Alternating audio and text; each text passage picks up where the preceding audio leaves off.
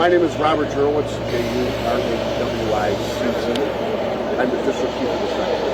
Can you walk us through just what happened? Sure. So, approximately 10:35 this morning, we got a report of a train versus train collision in the yard over here at 7750 Hastings. The chief got on the scene, Battalion 9 Chief Donald got on the scene. He checked everything out. He says, he is still a box with an EMS plan. That brings us 5 ambulances with an additional 2 from Neil. He had then called for a plan 2. We had 31 civilians on the train. We had 7 CTA employees. I pulled up on the scene, checked everything out, and said, no, we need an EMS plan 3. We have a lot of people that need to be transported and checked out, even if they were transported. So the firemen chained out the train to make sure the power was off, secondary hold was called. We made sure that we got all the passengers off the train, we searched the train, made sure everybody was gone. And then EMS started triaging them, and Chief Gray will walk you through all that in a minute. I'll tell you what, it was a very hard thing to do for the firemen because they had to go up and down these embankments carrying people on the rocks. It was just tough for everybody. Those guys did a great job. What did the train hit? So the train was traveling from Skokie. It was a Skokie Swift, a 2-car train, and it ran into what they call a snow fire. It's a machine they use to clear the tracks of snow in the wintertime. The Skokie Swift was traveling at whatever speed it was supposed to, and the other vehicle was slow, and they rear-ended it. What we see in the area is kind of a circular. I'm sorry? We see like what looks like a circular track at that point. Can you describe I really don't know what the circular track is for. I know it's in the yard, so they probably turn trains around in there, but I really can't be sure on that. CTA can answer that. Does it help you to know speed or force people endure with their injuries? Well, it was, we call it mechanism of injury, and that's why we had so many people go to the hospital, because it may have been hurt a lot, but they felt something, so it was traveling quite quick. I don't know how fast it was going. Again, CTA is doing their investigation. Chief Gray can give you a breakdown of the Right, the injuries will be talked to by EMS. And it's probably a question for CTA, but was that piece of equipment supposed to be there? Or It is a question for CTA. Yeah. It is a question for CTA. We can't answer what they have there. Can you tell me more about what?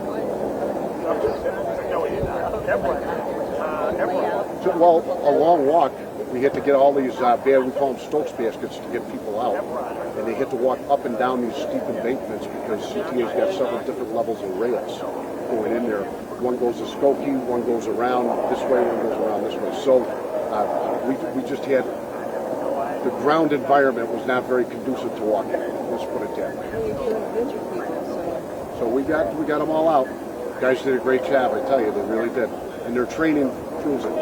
They train on this stuff every day, and they use that training in incidents like this. It just becomes second nature to them. So everybody did a fantastic job. Was there any fire associated with this crash? No. No fire. Just injuries. Chief Gray, I'll talk to you about that. Thank you so much. Okay. Yes, my name is Keith Gray. Last name is Gray. Assistant Deputy Chief Paramedic. Like the chief said, it was tough getting down the ground. Firefighters and paramedics jumped in the train and quickly started to move patients out to the paramedics. Paramedics quickly began to assess the patients so that we could get the criticals out as quickly as possible. It's a little tough, again, like you said, getting the people up the embankment, so it took us a little bit more time to get everybody out and transported. We had a total of 38 victims, 23 were transported to the hospital. Those range from serious to fair condition, and we had 15 people that refused transport.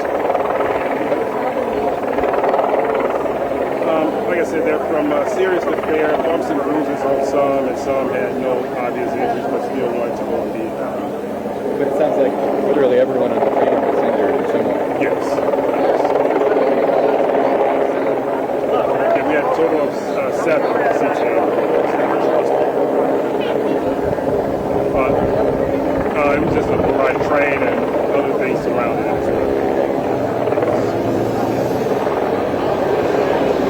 Nothing obvious, like I said, it's just cuts, bruises, and due to the guesstimated speed, some of those we made critical, just based on that, and we transported them out.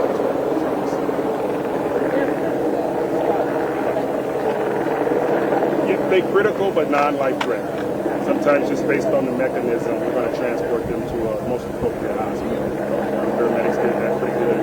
So, yeah. And how many were critical but not? 3. Age range on those people?